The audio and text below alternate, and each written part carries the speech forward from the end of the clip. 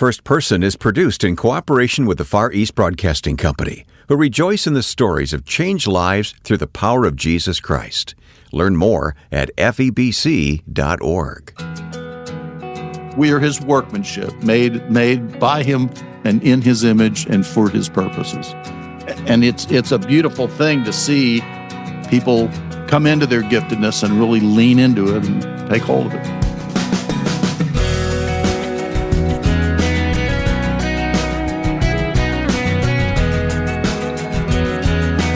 Welcome to First Person, where you're about to meet Bill Hendricks, who loves to help people find God's calling for their life.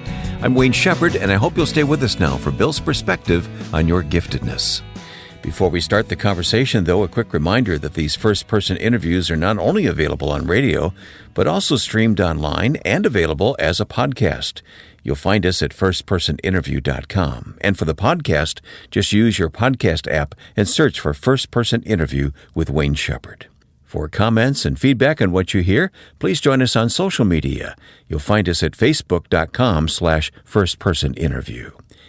Our guest, Bill Hendricks, is the Executive Director for Christian Leadership at the Hendricks Center at Dallas Theological Seminary and President of the Giftedness Center. You'll learn more about these programs as we talk with Bill. I've enjoyed reading his books through the years, but as we spoke recently, I reminded him that it has been 36 years since our last interview. Oh, you don't need to apologize. I probably have made myself too scarce, but it is great to reconnect, Wayne, and I want to thank you for all of your diligent work over the years. I do keep up with you online and Facebook. Well, you may not realize it, but you've had an impact on my life. The book that you wrote all those years ago was Your Work Matters to God. You co-wrote that book with Doug Sherman, and you wrote an inscription in the book back in 1988, the last time we spoke. Wow. I want to read that inscription. You have no remembrance of what you said, but you put this in the book. You said, Wayne, Doug, and I pray that the message of this book will have a profound impact on you and many, many others through you. Bill, that has happened. I have kept this book. I'm holding it right now all these years. I've referred to it often, A Theology of Work, and it really had an impact on me many, many years ago. Well, frankly, Wayne, not only am I gratified to hear that, I can assure you, over the years, I've heard countless people tell me amazing stories about that book and how it sort of changed their understanding of really their purpose for being here and why God put them here. And again, that's very gratifying. And frankly, I'm continuing to bear out that message and beat the drum and remind people that their work does still matter to God, and if now, even more so. Mm-hmm. And you are hopefully revising the book, you indicated maybe? Yeah, I mean, after all these years, I decided, it's time I write something again on directly related on work, and there's always still a basic theology that's needed for everyday Christians out there in the workplace who wonder as they go to work every day, does anybody notice? Does this matter? Earning a living, hopefully, but I mean, the work itself, why should God care about that? Mm-hmm. And there's just so much rich goodness of God and even giving us work that His people need to know about. Well, you have a lot to teach us, and we'll get to your own personal story here, but tell me about your work today with two organizations, the Giftedness Center and then with Dallas Seminary. Tell me about that, first of all. My work at Dallas Seminary began in 2014 when my listeners may be aware, my dad, Howard Hendricks, taught at Dallas Seminary for 60 years. I mean, he was an institution there. He was legendary because he was a brilliant teacher. But finally, his body just, wore out. And in 2011, he retired. The seminary gave him a great send-off. And in 2013, he went home to the Lord. In the mid-'80s, my dad had established the Center for Christian Leadership.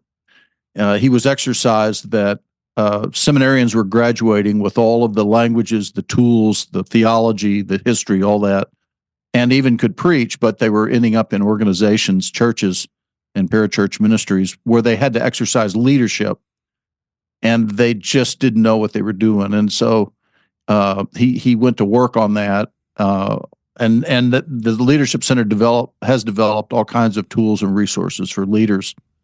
But then, as I say, he went home to the Lord in 2013. In 2014, the seminary came to me and said, Bill, would you consider becoming the executive director for Christian leadership there at the center. And I prayed about it, talked to a lot of people. And at first I said no. I didn't think the Lord was leading me that direction. And they were disappointed, but they came back a month later and said, well, if you're not the guy, would you at least be the acting director and help us figure out who is going to do it and do some other things in the meantime? And I was, that was more along the lines of things that I'd been doing. So I agreed, and I realized it is, after all, my dad's legacy. So I started in, and that went really for a couple of years. And finally I realized I was having fun, and a lot of opportunities had opened up that I hadn't bargained on. And finally I just said to the seminary, look, let's just take acting off the title as long as you're that's happy kind of with me. a shrewd strategy, isn't it, to get you in the Yes. door? I've seen that happen in other situations, and it always seems to work out that way. So, Yeah, well, they haven't kicked me out yet, but it's really been a lot of fun and just incredible opportunity, particularly among my sort of life messages, life commitments, is mentoring. And so I get to work with lots and lots of students and really enjoy that a great deal, to see the future leaders coming out. And then for the last 25 going on 30 years, my main bread and butter, I guess you'd say, has been my consulting practice called the Giftedness Center, in which I help people discover what we call their giftedness, that is what they're born to do, and then the implications of that for their life and career directions. So I guess in popular terms, you could say I've been a career guidance counselor, but it's so much more involved than that. I don't just give people lists of occupational titles to consider.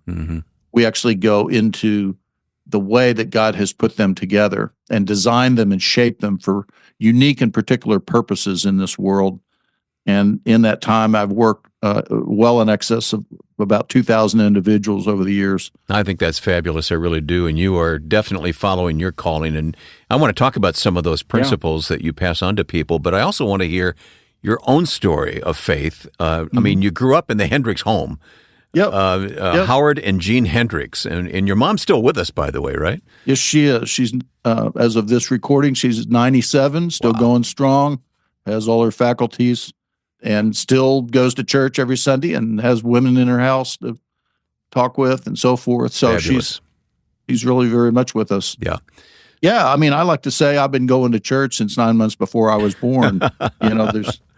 And I say that somewhat in jest, but I got to be honest, Wayne, I have thought over the years, I think I'm the kind of person who, if I had not grown up in a Christian home where I could see modeled out in front of me faith in Christ, not by perfect people, but by people with genuine faith. Right. I just don't think I would be a believer today. I know in myself as well as I do, I think I just would, have partied my way through life. I'd be very selfish. But I saw that, and it really left a mark on me. And so at age 4.5, I actually was listening to what at the time were called LPs, records. I've heard of those, yeah. And it was around Easter time, and Mom would put on these LPs of Charlton Heston, the voice of God, reading the Passion of Christ story. And I just remember one night hearing about that, and I was beside myself with sadness that this good man, that they were beating him and they were killing him. And I just went across the hall to my mom and said, what's this about? Like, why would they do that to such a good guy? And she gave me the gospel. She told me why Jesus had died, and had died for me. And let me just be clear, Mom didn't need to convince me that I was a sinner. I knew what sin was all about. But I mean, with a 4-year-old's understanding, but this man who was God, whatever he did on that cross, it took my sin. And I was like, I'll go with that, man. I'll thank him. And that led into where I have been all these years, following Christ, certainly not perfectly, but I've never been one of these people that, walked away from the church. And I've had plenty of, reasons why I might, but I've always been part of a church and very involved in leadership and teaching, and of course ended up going to seminary and getting some formal training. And so that really was a heritage that stood me well to have grown up with mom and dad and the family. I will say after my time in seminary, it was my second master's degree. And my wife, Nancy, she took me aside and said, look, I'm tired of putting you through school. I want to start a family. You get out there and make some money. In parliamentary terms, we'd call it calling the question. I had to make a decision. Problem was I did not know what to do. And I was really scared about it. And people are going, oh, but Bill, you went to Harvard. You've got a couple of master's degrees. You can do anything you want. I'm like, well, that may be, but I don't know what I want to do. Mm. And it was about that time that a very respected friend said, hey, I got this consultant working with my company who's got this really different way of helping people figure out what to do with their lives, which was my friend's polite way of saying, because you obviously don't know what you're doing with your life. But because it was my friend, I agreed to meet the guy and go through it. And the problem was it cost, I think, like $750, and I didn't have $750. And this consultant said, well, if the money part were taken care of, would you do it? I said, well, sure. He said, well, leave that to me. Well, I found out later he just charged it off to my friend's company. But it was the best $750 investment that guy ever made, because when I got to what we call the reveal, the feedback session, where he explains what my giftedness is about, it was as if I'd been in a pitch black room, falling over furniture, stumbling around, bumping into the wall, getting hurt. And somebody just reached over and flipped the light switch on. And I mean, almost instantly, I was like, oh my gosh, now I get it. And that led to just a series of better and better and better job fits. And about 10 years into it, I essentially reinvented my consulting practice, which is what I'd started around this whole phenomenon of giftedness. And that's now the Giftedness Center. And that has truly become a life message, a life work. And we'll continue to explore that with Bill Hendricks, our guest today, on First Person, coming up in just a moment. Here's Ed Cannon on the vision for FEBC's weekly podcast. The primary purpose of Until All Have Heard, of course, is to share the experience that FEBC has because we have staff on the ground in so many oppressive places. But in addition to that, we're trying to speak to you in a way that only the kind of testimonies you'll hear from around the globe can do. Discover how the gospel is making a difference around the world. Search for Until All Have Heard on your favorite podcast platform, or hear it online at febc.org. My guest is Bill Hendricks, and it's a great delight to have Bill with me today to tell us his story and to talk about how do we find God's calling in our life. I know you speak on this quite often. You've helped hundreds and probably thousands of people with that very question, Bill. And it's been a question that's always fascinated me. Yeah. In my situation, I had no idea what it meant, but I always, even as a kid, I knew I had something to do with radio. I didn't know what it would be. I don't know if it was ham radio or fixing radios or what it would be, but I always had that seed in my heart. But it's not always that way with people, is it? It's not, because people live inside their skin. I mean, think about this. Each of us lives inside our skin, which means it's a physical impossibility to see our own face, right? We see every other face in the world. The one face we'll never see is our own face. Yeah, we can look in a mirror or a video camera, but even then, it's a reflection. We can't have this out-of-body experience to see ourselves. Well, the same thing is true with our giftedness. We live inside our skin, and we see other people use their giftedness, and oftentimes it looks pretty impressive. But when we use our own giftedness, we don't think about using it. We just use it. And for that reason, it can prove a bit elusive. And what we most need is somebody from the outside to come along and hold up a mirror and say, oh, here's what you're doing, and celebrate it. Here's the value of what you're doing. And that's really a problem right there, because oftentimes, believe me, the giftedness is there, I believe, from birth. Like God shapes people and puts them into the world with their personhood, which is where the giftedness resides. And as they're growing up, they're doing things that actually accord with that giftedness and express it. But oftentimes it just looks like play. It just looks like pretend. Yeah, it just looks like, oh, that's silly. You're never going to get paid to do that. I resonate with that completely. Yeah. You're playing like you're a sportscaster. Nobody's going to, that's a dream job. Nobody gets that, except a select few. That's not going to happen for you. And so those little sort of dreams and notions often get squashed.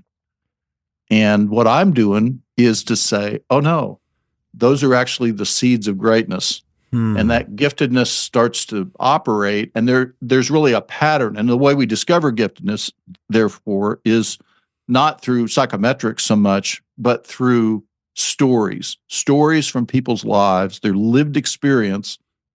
And the giftedness expresses itself in activities where you gain energy from the doing of the activity. So you go back and you get stories about things people did that they enjoyed doing and felt they accomplished something. And you exhaust their memory, get all the detail of what they did and how they did it, not why they did it, just the behavior. And then you look across those stories and you can't miss it. There's a very distinctive pattern that always leaps out from the stories.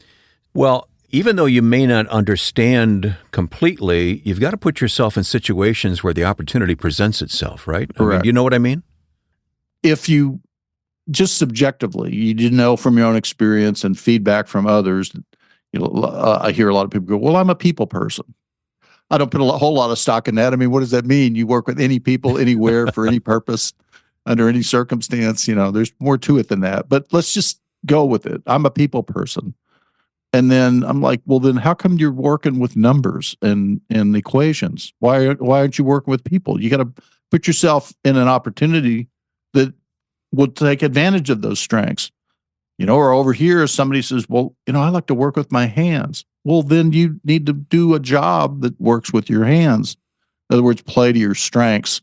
But I think people are often somewhat afraid or intimidated to own their strengths, as if they'll somehow look, like they're boasting or they're arrogant for owning what in fact God has given them. And we're also impatient. We want things to pan out now. I don't want to put in the work. I don't want to put in the time.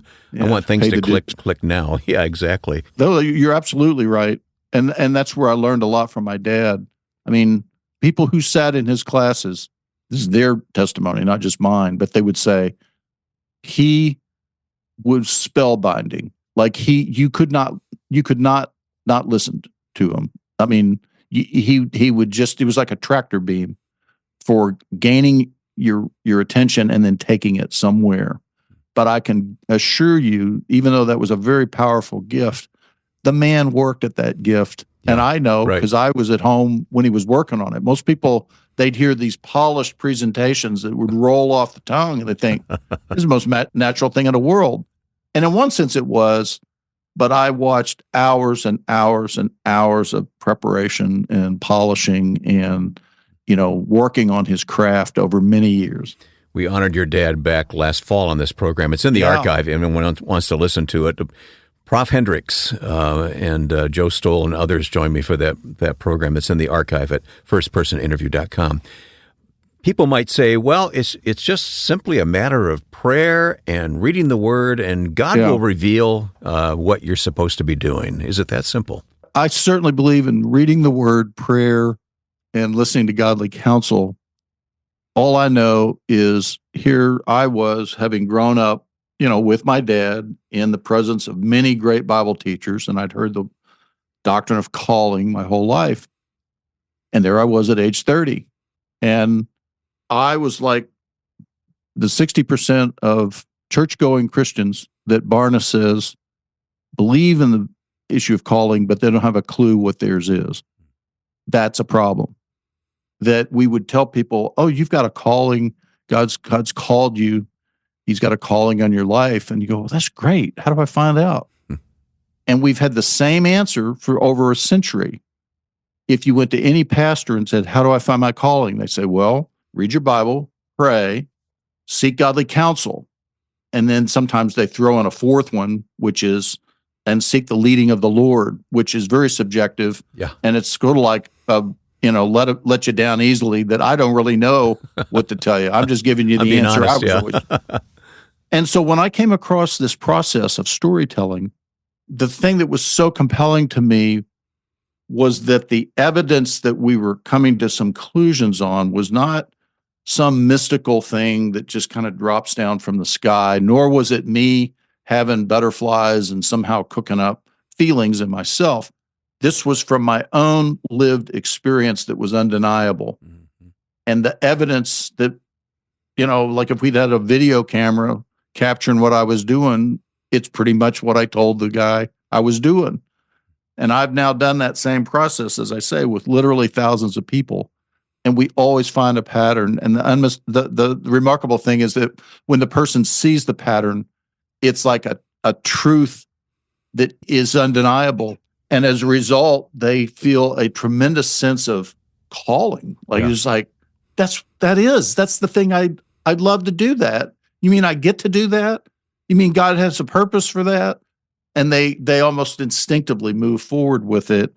And the direction that they get out of that and the confidence that they take away from that, there's something quite profound in that. And I really think that, again, it's not like, there's some, nifty technique now that some guy invented. Actually, people have been telling stories their whole, as long as there have been humans. Mm-hmm. Nobody paid much attention to giftedness as we're talking about it now until about 120 years ago. Well, if we do what you just prescribed, it's going to change the way we pray. It's going to change the way we approach Scripture, isn't it? It's going to change the questions we ask of people as we seek that counsel. Absolutely. Because I believe that when you look at people through the lens of giftedness, you're actually looking at them much more in alignment with the way God himself sees them. I mean, I don't want to get too deep into theology here, but just think about this, Wayne. For reasons that we don't really understand, we serve a God who delights to see himself in human form. For what else does it mean to be made in the image of God? He wants humans to image him. He keeps creating people. And every single one of them mirrors him in some unique way. So when he looks down and sees a person using their giftedness, he sees a little picture of himself in human form. I call giftedness incarnational truth. When God designs a human being, he takes some dimension of himself that he does in an infinite way, and he fashions a human being to do that exact same thing, only in a finite way. And he takes great delight in us doing that because, as I say, he sees a picture of himself, and he's the only person worthy of his own delight. But we get to share in that delight because when we do the thing that he's made us to do and contribute with us, there's a release of energy and joy and satisfaction. And giftedness makes us connect with God in a unique way that's so personal that God is no longer just a great old father guy up there in the sky somewhere. It's like, no. He's uniquely attached, if you will, to you, or maybe the better way to say is you're uniquely attached to him. We are his workmanship. We are his workmanship. That's exactly right. Made by him and in his image and for his purposes. And it's a beautiful thing to see people come into their giftedness and really lean into it and take hold of it. Our guest, Bill Hendricks, has written a number of helpful books on this theme of giftedness and calling, and we'll put links to more about Bill and his ministry at firstpersoninterview.com. Check out those links and learn more about finding God's purpose and meaning for your life. I also invite you to share the program you've heard today with friends and family. Give them the same website, firstpersoninterview.com, or point to our podcast, First Person with Wayne Shepherd. And I thank the Far East Broadcasting Company for help in bringing these interviews to you. You can say thanks by visiting febc.org and praying for the ministry, reaching millions of listeners with the gospel in some 50 countries. febc.org. Now, with thanks to my friend and producer Joe Carlson, I'm Wayne Shepherd. Thanks for listening to First Person.